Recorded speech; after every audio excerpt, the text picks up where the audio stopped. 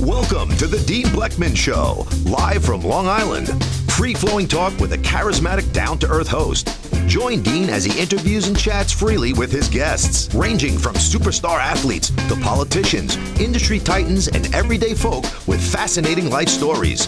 Dean educates, entertains, and most of all, touches people's lives. You're listening to the Dean Blechman Show, live from Long Island. Hello, everyone, and welcome to the Dean Blechman Show. Here we are in the Setauket studio and our beautiful, spectacular fall afternoon here on Long Island, along the North Shore. And in my studio is my dear friend, senior correspondent, Scott Morell. Scott, how are you today? Challenged. Okay, we're now going to go across the Atlantic Ocean. And my friend Ria Bow, senior correspondent over there in the UK. Good morning. I should say good afternoon, Ria. Good afternoon, everybody. Hi, lovely listeners. Thank you for joining us. Today, we've let Scott have the reins again because he did such a great job last week. But unfortunately, there's been no notification on what we're doing today. So we're utterly blind. And you must excuse us for making it up as we go along because we don't really have any choice. But until then, back to you, Dean. Thank you, Ria. And I know that I have not checked in and said hello and given a phone call to my dear mom in a while, Jean Blechman, down there in Delray Beach, Florida. And I don't know if we're going to reach her now, but I haven't spoken to her in a while. I'd like to see if she's home and just tell her I love her and wish her a happy Thanksgiving. So I'm going to try to reach her before we get started with our show. Also, I'm very curious how she's handling the post-President-elect Trump election. Trumpocalypse. That's exactly right. Now, this is what we call awkward silence in radio. Yep. While Dean tries to do something which he should have been prepared for earlier. So we're just going to talk about nothing while Dean tries to do something. I'm having trouble getting through. Right. And does your mom know that you're trying? No, she doesn't. Okay, so hence the preparation. We'll let this awkwardness go on for maybe 2 minutes, and then we'll continue with the show. There we go. There we go. Let's see if she's home. All right. After all that. We need to speak to her. Cross your fingers. This could be very good. This really is spontaneous. Oh, it sure is. You better believe it. Not even speaking to his mother to tell her that he's doing a show today. Wait. Mom, are you there? Hi. Mom, Hi. Good morning. I hope I'm not catching you at a bad time, but I haven't spoken to you in a while, and I just you're on the air, Mom. You're on the Dean Blechman Show, and I just wanted to wish you a happy Thanksgiving and just to tell you I love you. Okay, that's very nice. I hope I have a happy Thanksgiving. It's always a bad time for me, Dean. I'm often rushing to have my hair done so that I can look pretty when I go to your brother tomorrow. Oh, wow. That's great, Mom. Should be a fun time. Yes, I'm looking forward to it. Sherry is cooking dinner, and I think that's very nice. I think it's great. Mom. I just want to let you know in the studio here, Mom, is my friend and senior correspondent. You've spoken to him before. Scott Morell is here, and going across the Atlantic is the lovely good friend of mine and senior correspondent, Ria Bow. So if you want to say hello to them. Hi, Scott and Ria. It's nice to speak to you both. And I wanted to tell them that I'm still itching, and I think maybe it's my nerves because I'm still upset from the election. Well, Jean, I've been thinking about you since the election, and I'm sure there's been a shiver going on there. Has there been rugelach, prune, and apricot Danish with coffee? Yes. Okay. Rhea, would you believe that we are going to have a president with a lower IQ than any other president? Do you think that's wonderful?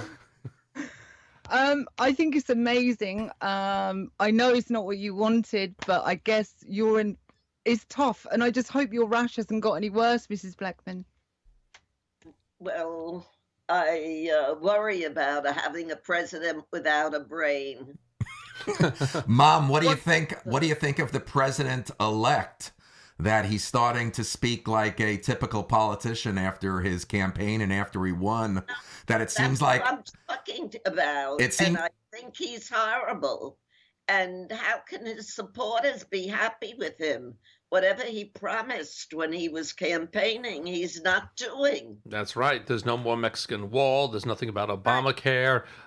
He's knocking up. He's not locking up Hillary. No, he's of course not. Doing anything that he because he was just a con man.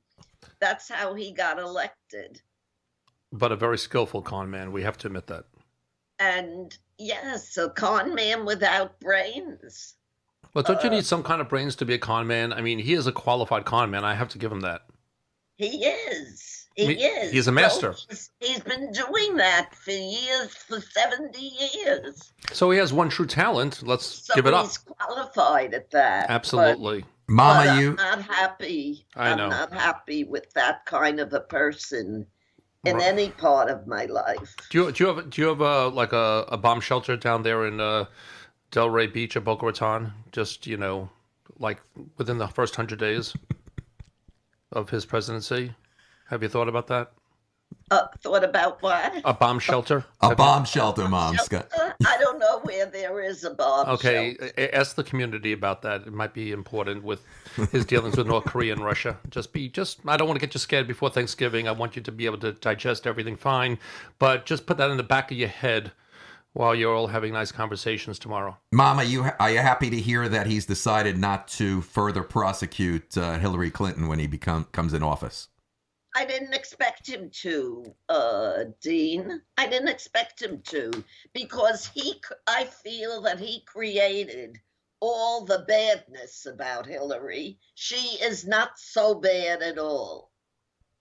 It was he who created all this stuff about her to get elected. And he did a good job at that. Mom, it's breaking news this morning. Are you happy to see that he's appointed a woman, South Carolina Governor Nikki Haley, as UN ambassador? Are you happy to hear that? Oh, big deal. Well, I'm a little bit concerned because she is definitely, I would say, a 7 or an 8. If she was a 2, I'd feel more comfortable. But I'm going on the Trump rating scale. Maybe it was because of looks or what they're going to do, in the cabinet sessions when everyone else leaves. That could be a concern, right? Right. Okay. Right. Yeah, no, I haven't been happy with anything that he did. I think I would have been more impressed. I would feel a little better if he takes on Romney. I think he's going to. But I'm still not sure that Romney is going to come along for the ride. Well, here's my question, Jean. Doesn't words matter? Romney destroyed him like I've never seen anyone talk so bad about a person. He's a con man. His word is as good as a degree from Trump University. He's unqualified. And now suddenly he's going to become the Secretary of State. So what it implies is you can say anything that you want, as cutting as you want, and you don't have to believe it. So if that's the case, I could say, I really can't stand what Dina's wearing today, and he's it's kind of embarrassing actually. He didn't take a shower, and I could just talk about that, but I could have him as a good friend later on, and it means nothing. So what are the words? I think it's terrible. I think it's terrible, and I think hereafter, in order to be president, you're going to have to be like Trump to get elected. That's sad. Mom, I'm hearing. Yes, that's very sad for me. Mom, although I won't be around to see it. Mom, hold on for a minute. For you younger people, I think it's very sad. You're going to be living to 140 like Moses. To that level. Mom, I'm hearing Rhea thousands and thousands of miles away laughing at Scott. I've got to bring Rhea in. Rhea, what do you have to say?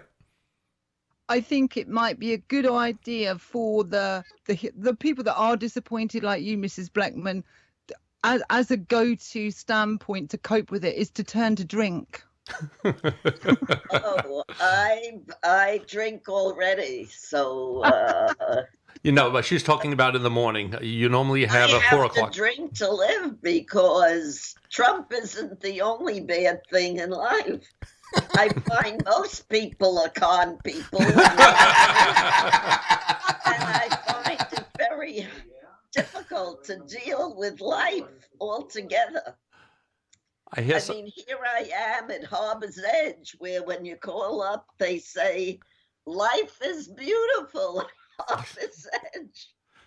And let me tell you, it's hard to be an old lady because that's something I would like to change, how they treat old people.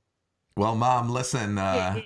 I know Sharon spoke to you. We're all set to come down in January to visit. So I wish it could be sooner, but I know that we tried to make December happen, but you seem to have a very busy social schedule. Well, it's a little busy. A little busy. So we'll be down in January. So have a great Thanksgiving. Say hello to Brian and Sherry, and have a great time. Try no politics, Mom. No politics discussions during Thanksgiving. Take a break. It's very difficult. I promised myself that I wouldn't listen to the news anymore after the election. And I'm just drawn to it like a magnet. Yeah, but you could choke on a chicken bone or a turkey bone, or there could be hazards. It's not worth it. I could. Okay, be careful, Mrs. Blechman. No, but tomorrow I think we'll mainly be drinking. Okay, Mom. Happy. So listen, we've got a long show to do. I didn't know whether I was going to reach you. And once again, I hope you don't mind with these spontaneous calls to you to see if you're home, to just check in with you. It's my pleasure, and I want to say hello to everybody who's listening and wish everybody a happy holiday, a happy Thanksgiving. Okay, Mom. Say hi to Larry, and I think Scott, and I think Scott first wants to say something to say goodbye to you. Yeah, no, I wish you so many more happy years, Mrs. Blechman. I said before, you're going to be like Moses. You'll live to, I think, 140 years old. So you'll get through the Trump administration just fine. I think Rhea wants to say something goodbye too, Mom. Okay. I think a good idea, Mrs. Blechman, when you finish your busy schedule, that we meet in Las Vegas and go on a week-long bender. That's a very good idea, Rhea. Very good idea. Mom, I wish you were here to join me. Maybe she'll come. I would. Maybe she'll come one day, Mom. Otherwise, say hello to Larry and have a great time today and tomorrow, Mom. I have an extra bedroom for you, Rhea, if you want to come and visit. I'll come down and play you at cards, Mrs. Blechman. Okay. Okay, Mom. All right. Bye-bye. Take Bye-bye. care now, Mom. Bye-bye now. Bye-bye, Mrs. Blechman. Bye-bye. Okay, and That was something, huh? that was something. Your mother is a riot. Love her. She's something else, huh? Yeah, Oh, awesome. She's an amazing. I just keep saying is she still on? just a remarkable I don't know what happened there. Hello? Just a remarkable woman, you know? She's Hello? we're there. We're there. Okay, this is Just some truly spontaneous. Just some technical difficulties, but we are on the Dean Blechman show. Just want to make sure, is Rhea from London still there? No, Rhea from the UK. Well, okay. A lot of people don't know the distance. And Rhea, my mother, something else, huh? To be able to do that spontaneous with her, it's unbelievable that I'm able to do that on my radio show. Oh, I think it's awesome. And I think the most productive idea was a week-long bender in Vegas. So listen, Rhea, you got to hear this story. As you know, every time we do a show together, the group of us, it's always I find an adventure with our friend and colleague, senior correspondent Scott here. it seems to be the case many times. You know, whether it's leading up to showtime and looking at my phone and I see Scott Morell's calling, it's ringing. Oh, my car when not when I when I greet him at my home to come into the studio, I say always what it's going to be next. So there's a ring at my door. I'm upstairs. I come running down. As I always say, Scott, I'm coming. And I open that door, and he's got a certain face. I said, what happened now? He said, I'm not in a good way. I said, why? He said, I just got pulled over by a cop. I said, for what?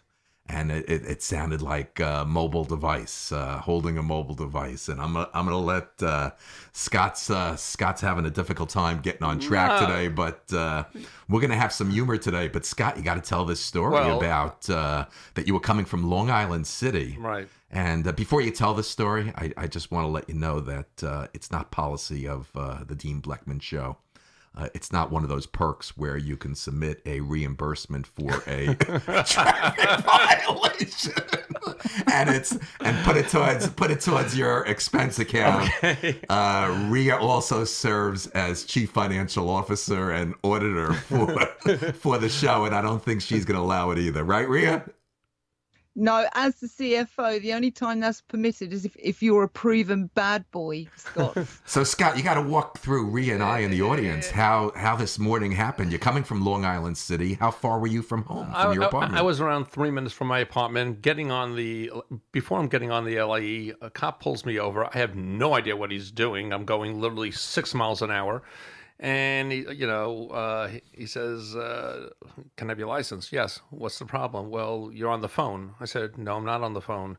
"Well, you're looking at the phone." I says, "Yeah, I'm looking at the phone. I have a navigation here that says Waze, which will allow me to go from here to a studio where I have to work." "Well, you can't do that because it's a distraction." I said, "Well, I didn't call. I didn't text. I'll let you look at my phone so you can see the timing." It says, "It doesn't matter. It's a distraction." "Well, everything's a distraction. If I look at the radio, it's a distraction. If I look at the onboard navigation, it's a distraction.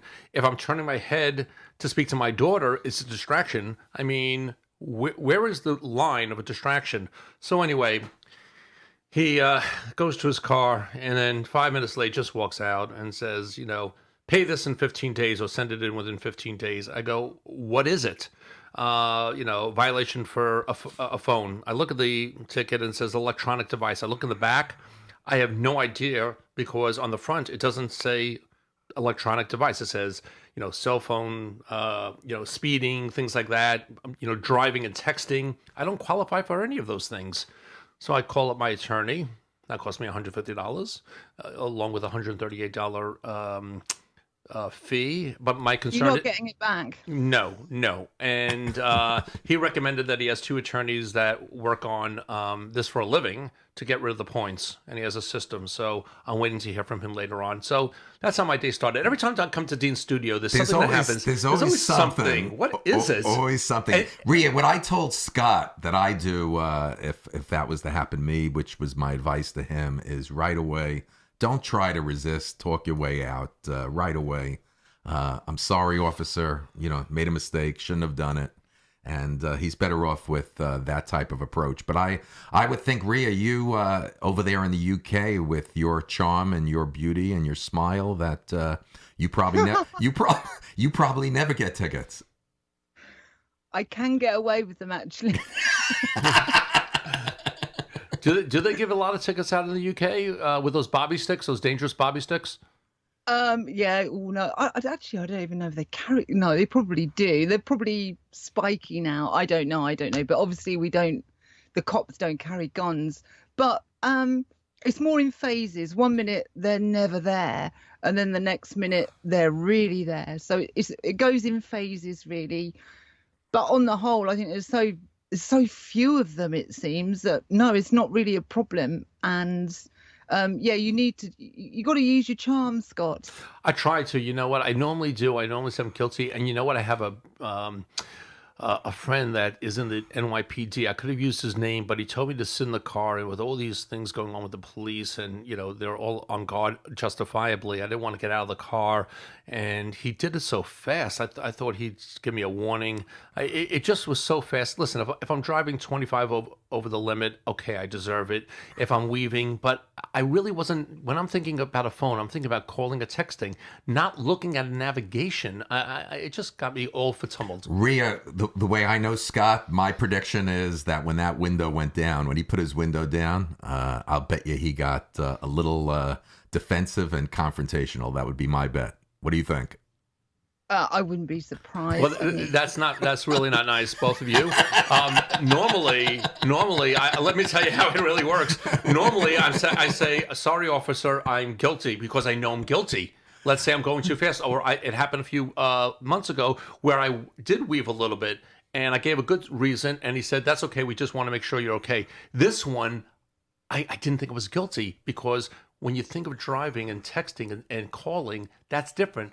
Everyone uses navigation. It's on the app. So I was a little defensive. I said, all I'm looking at is Waze. Doesn't matter. You're distracted.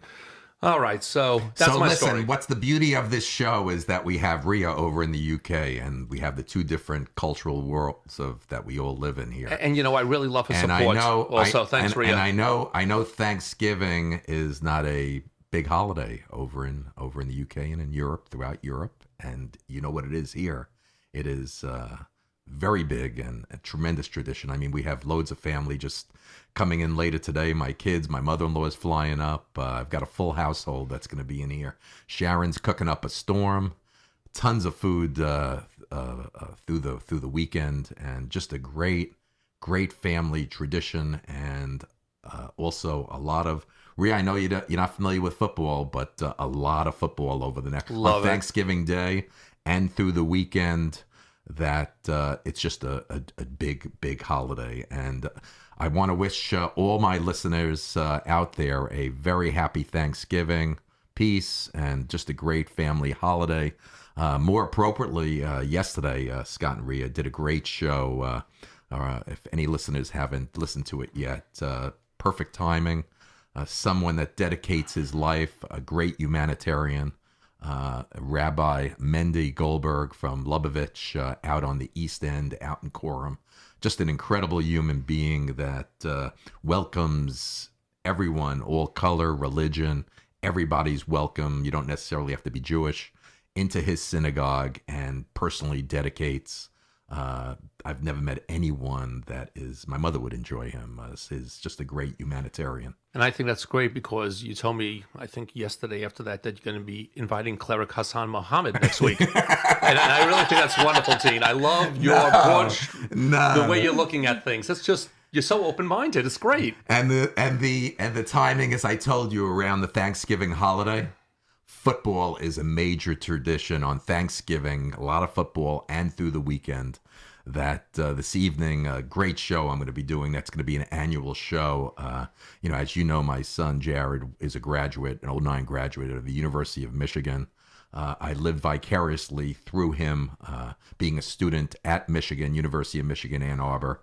And it is a culture, it is a tradition that the last game of the regular season of college football is always the traditional Michigan and Ohio State game, and it is huge. So there's going to be a great show. I've got people here in the studio tonight and people on the West Coast coming in. That sounds great. Even a former player of University of Michigan is going to be on. It's going to be just a great show that we do tonight. So football and Thanksgiving goes hand in hand, and I'm just pumped and excited. I can see. The only downside is I'll probably put on about 20 pounds over the next couple of days. But that's what the Stairmaster's for the next week. I was thinking about Thanksgiving, and there's a dark side of it, which is Black Friday. I mean, first of all, who named it Black Friday? Black? There's nothing nice about that. How about yellow? That's the first thing. But, people have this ritual where they stand online at a Walmart or Target or a Macy's, whatever, or Best Buy for hours on hours, in the cold of night to get the same 30-inch flat screen TV and save $200. Every year it's the flat screen TV. Is there anything else? Are they buying batteries? They're always there for the flat screen TV. Always. Yeah, but people are getting injured. Is it really worth it? It's just crazy. Rhea, are you familiar with this? That Friday after Thanksgiving, Black Friday, what we have here in the States? Yeah, we have the same here. They're advertising Black Friday for everybody to, do that gratuitous thing and buy whatever tech comes their way. But in answer to the rabbi question, I was thinking the rabbi guy, who I don't know, which I think, according to you, I'm soon to meet, would be great for your mum and I when we get back from a Las Vegas bender to save us from. You're going to need a lot of clergy for that, just not a rabbi. We're going to bring the whole group. Do that? Yes, Rhea. Before, on the downside, before he came to me, he had to come late to the show because one of the services he provides is he had to do a funeral unexpectedly yesterday. So there's always funerals, bar mitzvahs, bat mitzvahs, weddings, yes, brisses, yes, life cycle events. Yes. And yesterday he notified me, Dean, I'm gonna have to be late because he had to do a funeral yesterday. I got a few things to talk about. Christmas. There's a lot of holidays I want to get rid of, and I wrote it on my blog. I'm not going to go into today, but one holiday that I don't want to get rid of, obviously, is Christmas. I think it's a wonderful holiday, but I think I'd like to change it up a little bit and just hear me out. People are going to think I'm a little bit nuts, but it's more efficient. There. Thank you, Rhea. The support is just so She's got a pretty good sense of humor, doesn't she? No, not today. No, not with me. Rhea, wouldn't it be more efficient to make a deal not to get anyone presents for the holidays and instead take the money and go on your own shopping spree? So everyone is a little bit happier. There's you get excited because you now have that money that you would be dispersing to other people with kind of cheesy gifts that they might return anyway. It's more efficient, less returns, and everyone would be so happy. So you have happier people during Christmas. What are your thoughts about that? A little selfish? No, I don't think it is at all. I don't know how you might have a trouble swinging it with people that are big into Christmas, I guess. And there's a lot of people that are big into Christmas. But I think any new idea. I did one Christmas once, at a Jamaican friend's house that wasn't like Christmas, and everybody tucked into curried goat, and it was one of the best Christmases I ever had. So a different Christmas would be great, Scott. I'm on board with it. Okay, so what I would suggest, I think people should be into Christmas, so people should be happy about other people's spending. So you would come to a family dinner. Oh, hi, Sally. Hi, Jim. I'm so happy for you, what you bought. That was wonderful.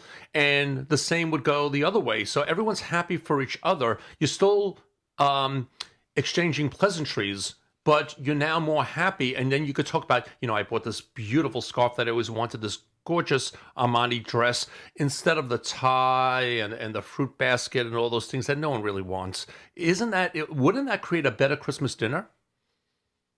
I think it's a great idea. I think amongst the traditionalists, you've got work to do ultimately, because, I think to go against the grain is really tough. So you would have to start it off, Scott, where when people expect presents, just going, no, look, I had a great time spending your money.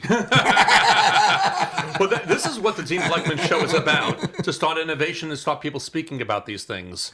What I want to know is Rhea invited over to the Prime Minister's home for Thanksgiving? That's what I'd like to know. She invited the Prime Minister? Have I been invited? Yeah, have you been invited, Rhea? I've been to Checkers. If you know what Checkers is. I don't know what Checkers is.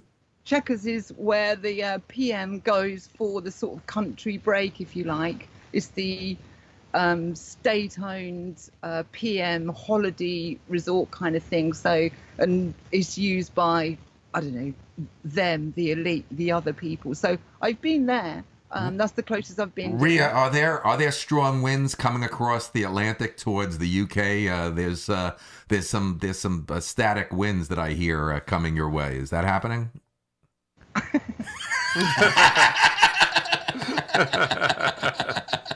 There may well be. I was thinking about something. I'm thinking about a lot of crazy things. There's going to be no order to the show whatsoever. After the election, we are a divided country, and I think it's just time. Let's follow the British with the Brexit. And you look at the map and you see blue on the coast where people live, and where there are cows and more conservative people. They're in the middle, and I think we should just finally have a secession and just secede from the Union, and we could call it like the United States of the conservatives and that could be from, let's say, West Virginia all the way to Utah. And then we could also have the United States of the progressives, which would be the West Coast and the East Coast. And I mean, we could divide it into groups, which would be fun. You know, the red part of the country, which would be the conservative United States. We'd have the rednecks, the evangelists, gun owners.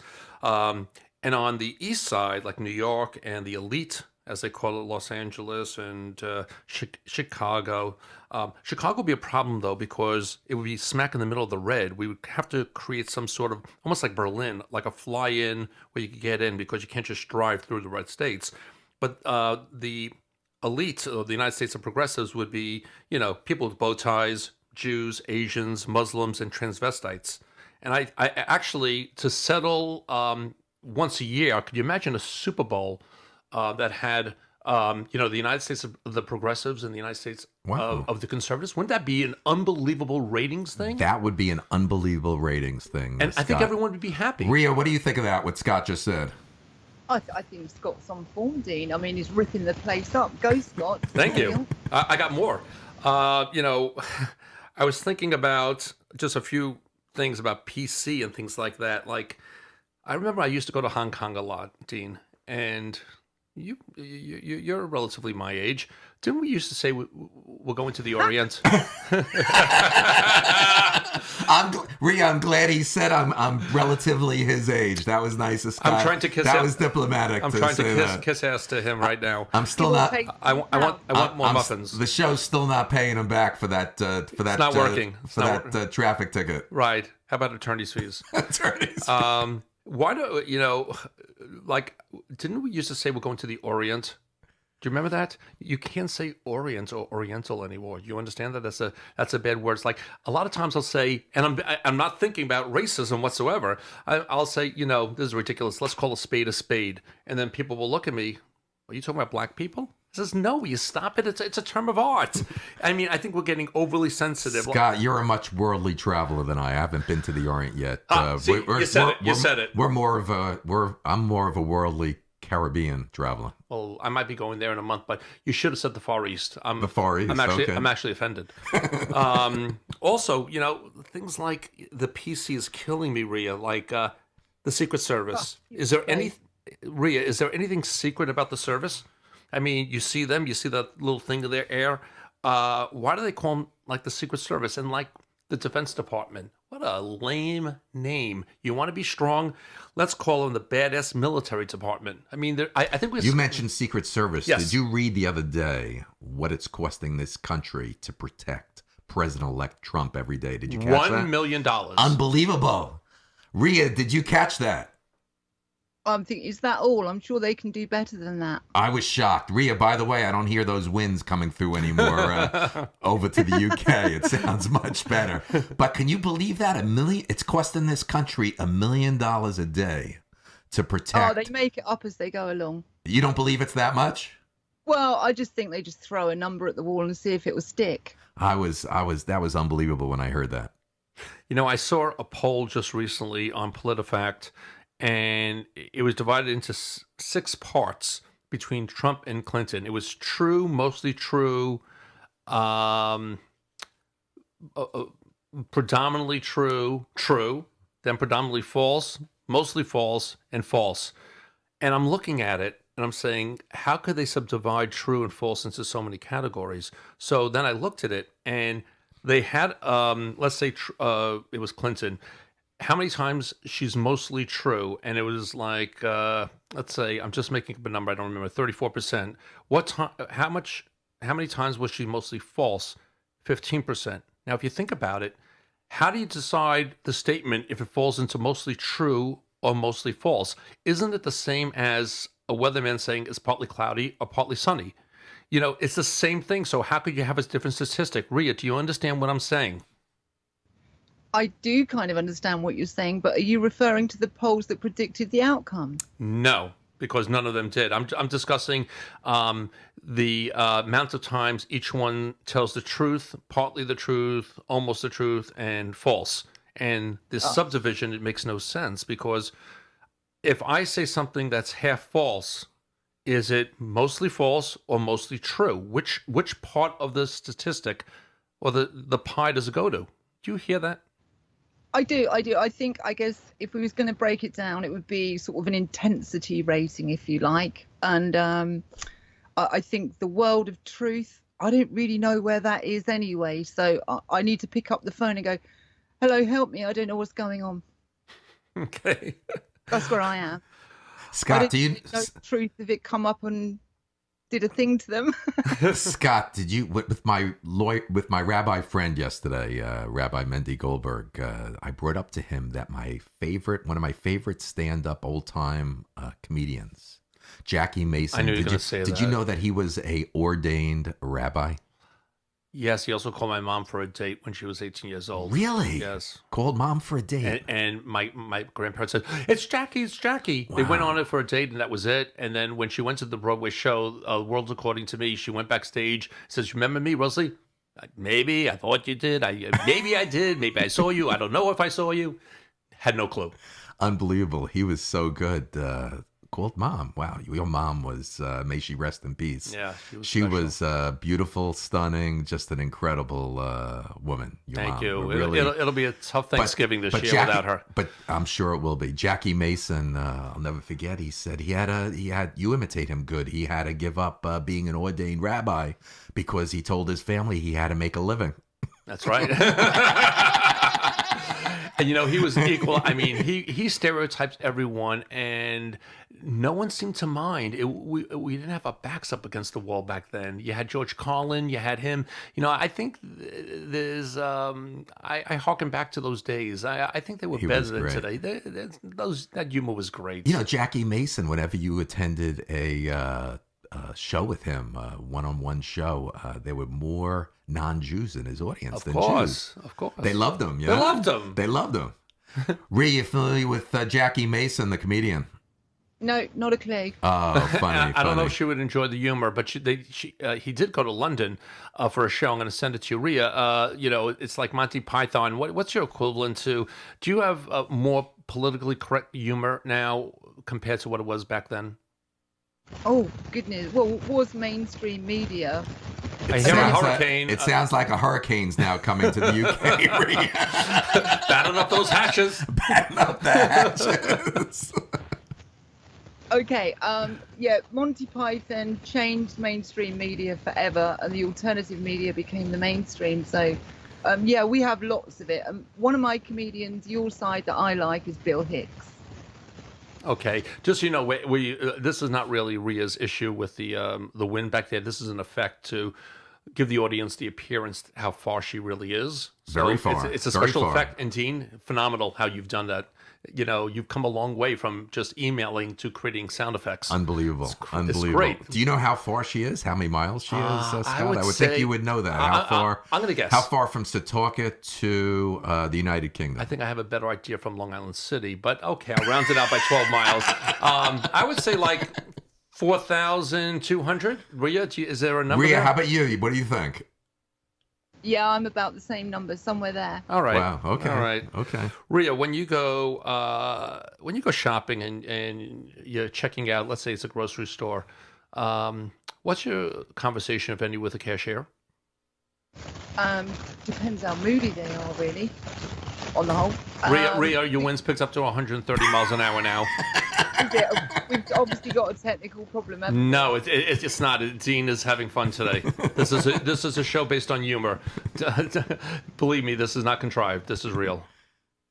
Okay, so I talk with them, but it's pretty much small talk, and they're not particularly interested, I don't think. So you get your groceries and you leave, and that was that. Do you small talk with the cashier? No, and I'm glad you brought that up. I have long talk. So when I get to the cashier, let's say I'm with my daughter, she will normally say, "Hi, how are you? How are you doing?"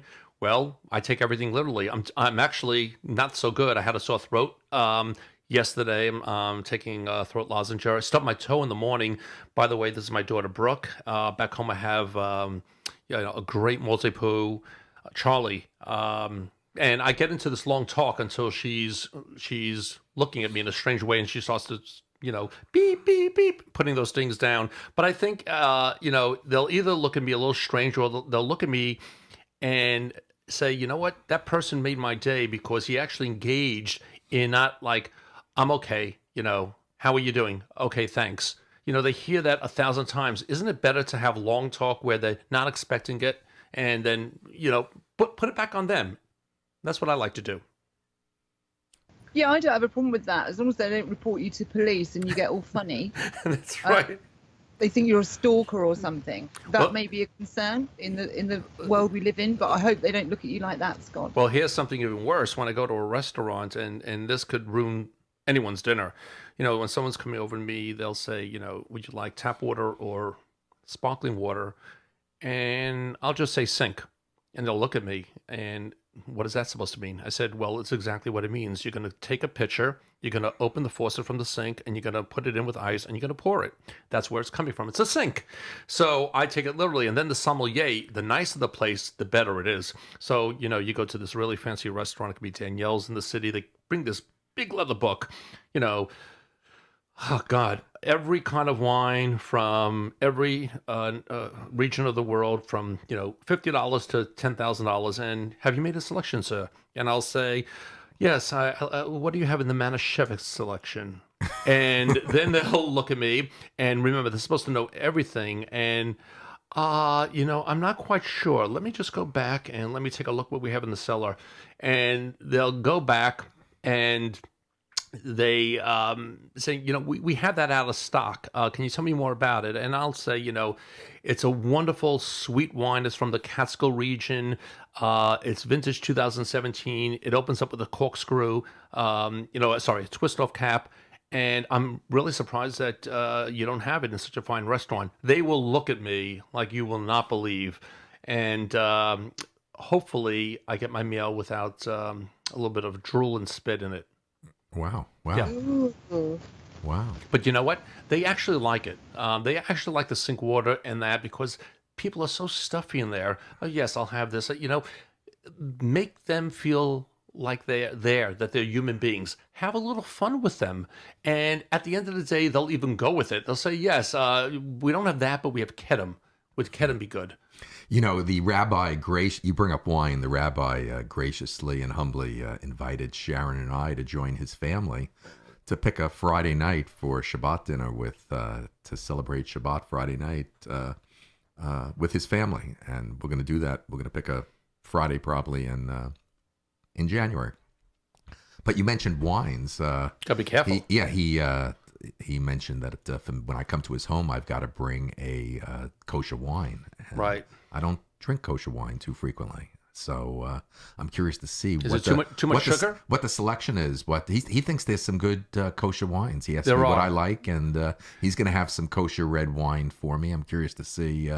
I told him I like more on the heavier, more of the full body type of red wines. So it's going to be interesting what he has. What he offers. Actually are. I think this is called, if you want to write it down, a Baron Herzog Reserve, and it really was good. I had it at my wedding, and people raved about it. They didn't feel it was like quote a kosher wine. Rhea Scott was mentioning wines and high-end restaurants. What I do is when I go into a restaurant, I usually call over the sommelier, and what I say is I'd like a $29.95 bottle that drinks like a $300 bottle. That's good. That's usually my line at a high-end restaurant. And my wife and my kids just are hysterical because they see my serious delivery with the sommelier, and he goes, "Mr. Blechman, I fully get it. I'll be right back." You're not far off from me. I don't mean $29.95. It could be but we get it the could point. be $59.79, but. I usually tell them somewhere south of $100, but I wanted to drink like a $300 or $500 bottle. Rhea, when you go out to a restaurant, do you have a little bit of fun, or are you very straight-laced? It depends if I'm feeling playful. If I'm feeling playful, I can get out of hand, so I need to be careful. Is that without the liquor, or? No, that's without. Oh, okay. No, I can see you having a lot of fun with the staff. I could understand your personality. It's another thing. One thing. Listen, I might be going away during the Christmas holidays, and maybe I'm going to see someone that is like a peripheral friend. They're not really close. I would never call them to go out to dinner locally. And what happens when you go to, let's say you're at a vacation resort and you see someone that you know, why do you feel compelled that you'll have to say, you know what, let's get together for dinner tonight? Why do we do that? We would never think twice when they're in the same location 10 minutes away, but because you're both 1,500 miles away at a resort, suddenly you want to dine with them? That's interesting. Isn't it? That's very common. I hear that from time to time. But But why? I don't know why. Why? Why do we feel compelled to have? We wouldn't think twice. That We they don't could like be them that much. they could be a neighbor, or they could be 5-10 minutes away. You never get together with them. You don't want to. That's why. But then when you're away, far away, and you know they're in the same area where you're staying. Right. Where are they? Good point, Scott. Right. Thanks. So why do you do it? Because we're kind of screwed up. I think we're kind of screwed up. There's no logical reason to do it. Like, okay, yeah. What do you think the reason is? The psychology, Rhea, of that. Has that happened to you? It has a thing. I'm just running it around my mind as you say it, and I think, yeah, maybe it's a primal thing. I don't know, like an obligation or a primal thing to meet up, or a halfway thing. Hey, I'll meet you halfway kind of thing. I don't know. I've got nothing better than that. Matter of fact, Scott, you know what I sometimes hear? What? I hear that type of analogy and scenario with people where they do it. Mm-hmm. But sometimes it goes even further, where they go ahead and get together with them, and they don't like them. Right. And they still do it. But that's why. And they don't like them. Right. That's why they're not together when they're 10 minutes away. They would never think of it. They don't even have their number in their contact list. Suddenly, there they are. This is going to be great. Why would it be great? It would be great right here in Setauket. Jesus, I'm just saying. Rhea, does that take place in the UK, throughout Europe, that type of scenario? Yeah, I don't think it's an American thing. I think it's just a people thing. It's like, maybe it's just an excuse to get out. I don't know. Along those lines somewhere. And just give a call. We're about 45 minutes in, guys. Okay, it's all Scott right now. Yeah, Rhea, I'm going to just end with this. And if you have any news, that would be great. When you walk through a department store, I can't stand this. Sometimes I want to go through the mall and I have to go through Macy's or Bloomingdale's. You have those people spraying, the perfume right at you. Yeah, at you, right in your face. Well, what I do, they don't even ask you. They're spraying right in your face. But I come prepared. I have my own very cheap, like CVS perfume in my pocket. I take it out and start spraying them. It's fun. You know what I tell them real quickly? What? Real quickly, I put up my hand. I put up my guard. Right. And Sharon's with me. Right. So I real quickly yell at him, please don't do that. I'm with my girlfriend. Exactly. Don't. Dean, if you're going to I thought you guys would have laughed from that. Dean, I did. I wasn't going to continue it, but then you blew it. Okay. Sometimes I say I'm with my daughter. Okay. Sharon gets uptight over that. If I say I'm with my daughter, Yes. what she does is she comes back to people and she says I'm with my grandfather. Do you really want to smell? Last thing, do you really want to smell like Chloe when you seeing 6 of your guy friends later on? Right. I mean, it's kind of terrible. Rhea, how do you want to handle this now? It's your show. It's your show. The rest of the show, Rhea. Oh, it's pity you don't need to do that. I was just giving an indicator that time's rolling by, yes. really. And as you said that, Dean, I had a vision of a very cross Sharon as you said, I'm with my girlfriend. I love her. I think that's very good indeed. I said sometimes I don't say girlfriend. I say I'm with my daughter. But when I do say daughter, then she turns it around to who I'm saying it to and says I'm with my grandfather. All right, Rhea, it's all yours. We'd love to know what's going on in Europe and around the world. Okay, well, before I run down this, I'm going to start from the bottom up. This was last, but because we're having a chuckle, I wanted to bring because I find this hilarious, just for us to discuss. How are we doing? Just over 45 minutes. So did you know that, changing the topic, that the Federal Reserve have started a Facebook page? Was you aware of this? No. I wasn't aware of it. I think it's hilarious. I got a message through saying, hey, Rhea, did you know the Fed started a Facebook page? I'm like, no, it's got to be fake. It can't be real. So I rock onto Facebook, go and have a look. And sure enough, the Federal Reserve has started a Facebook page. Wow. Weird or what? I don't really get that. And underneath it says the Board of Governors. So I start thinking to myself, what on earth do you expect it from Facebook, from the Federal Reserve? So I start cruising down their timeline and people are posting on there a lot, And one of them, and they're all of a sort of similar ilk, but one of them that really did make me laugh, and I'll quote it, that's on the timeline. This made me chuckle, and it said, so this is a quote, I quote, "Question, I'm a newbie at this, but I'm trying to take over a country through monetary debt and slavery and currency destruction. Have you got any pointers?" That's great.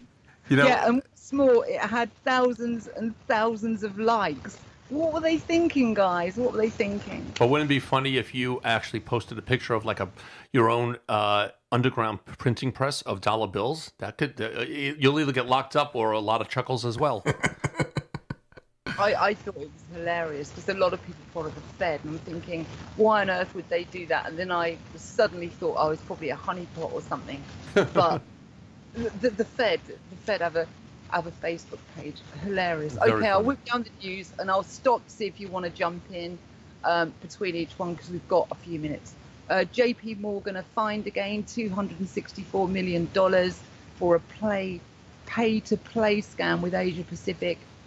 Basically, Asia Pacific was sending over people that shouldn't really be working in the finance industry, like a pay-to-play. So they've just been fined 164 million. I'm sure it's all over the news your end. Is that right? No.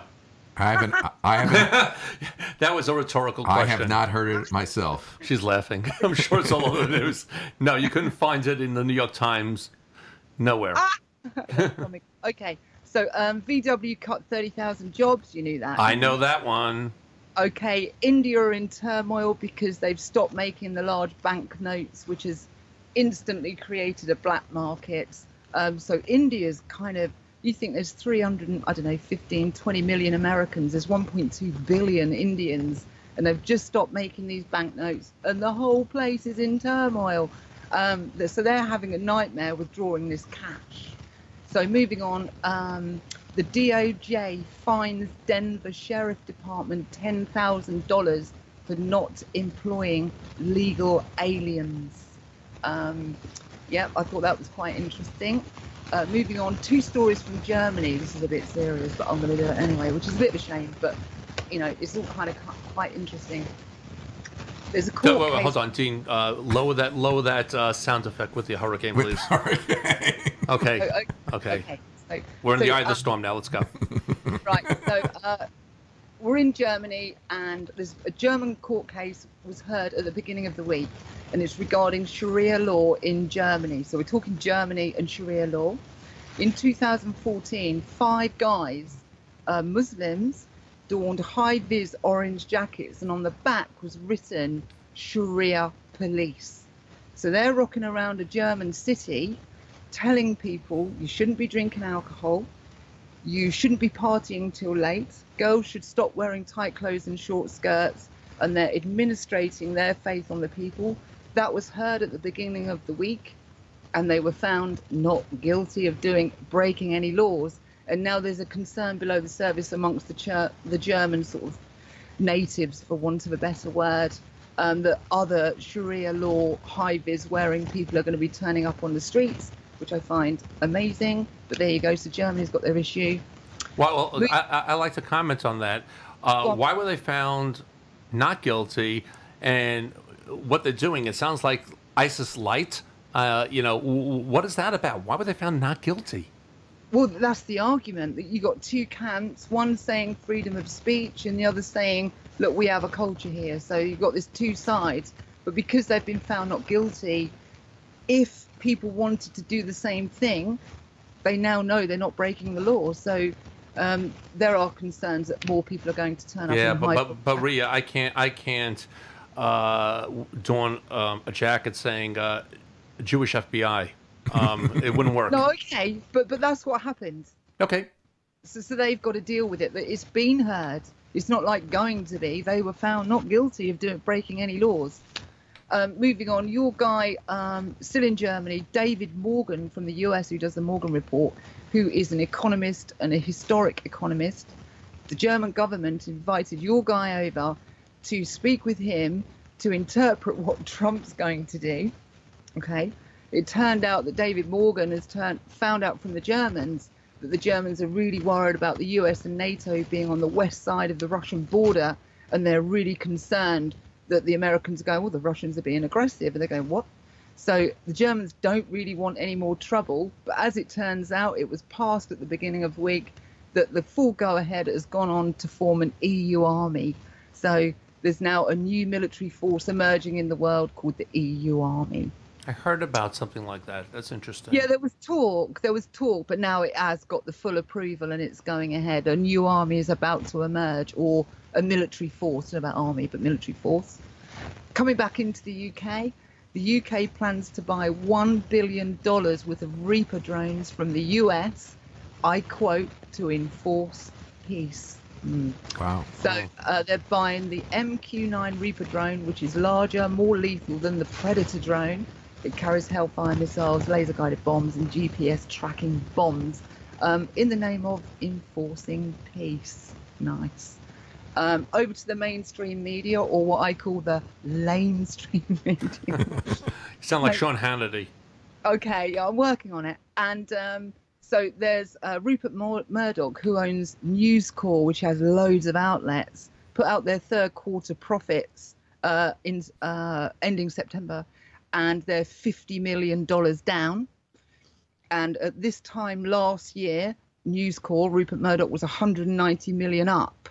So expect some losses there and some job cuts. New York Times released their third quarter. They're in profit, but by $406,000, which I don't think pays the boss's wine tab.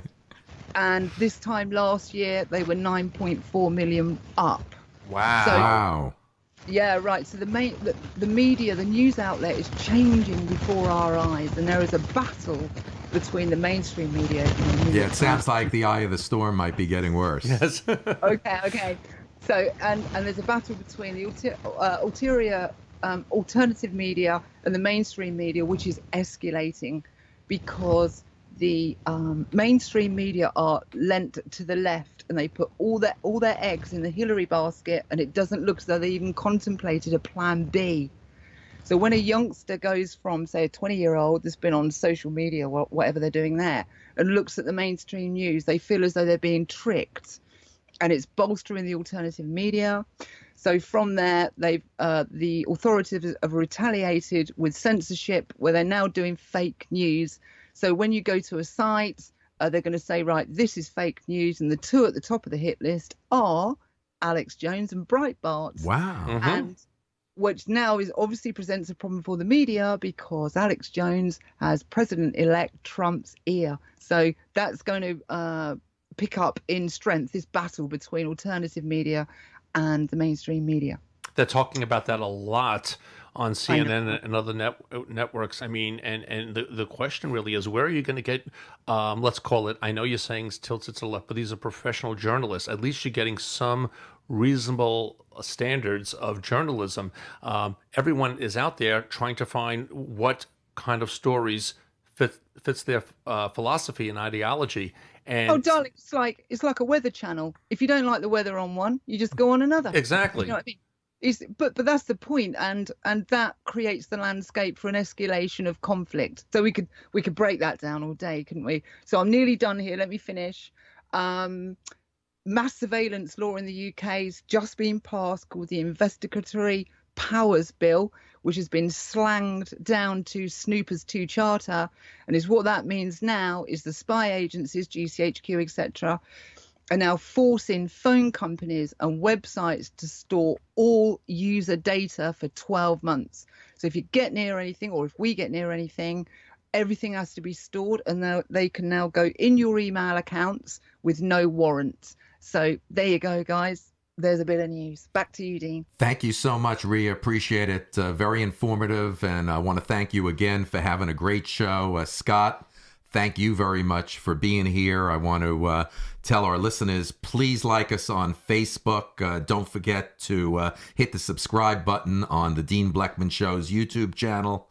And if you'd like to leave a comment, use the box below on YouTube. Don't forget, we're now recently on, all the shows are on the iTunes platform. If you'd like to share your story, ideas, or be a guest on the show, you can go directly to the deanblechman.com website, or you can email me directly at dean@deanblechman.com.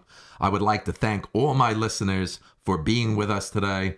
From all of us at the Dean Blechman Show, have a great day. You've been listening to the Dean Blechman Show, live from Long Island, New York. From all of us here, we'd like to thank you for tuning in. We look forward to hearing your comments via Facebook, Twitter, Skype, and email. And don't forget, you can visit the webpage anytime for the up-and-coming guest list. From all of us here, have a good evening.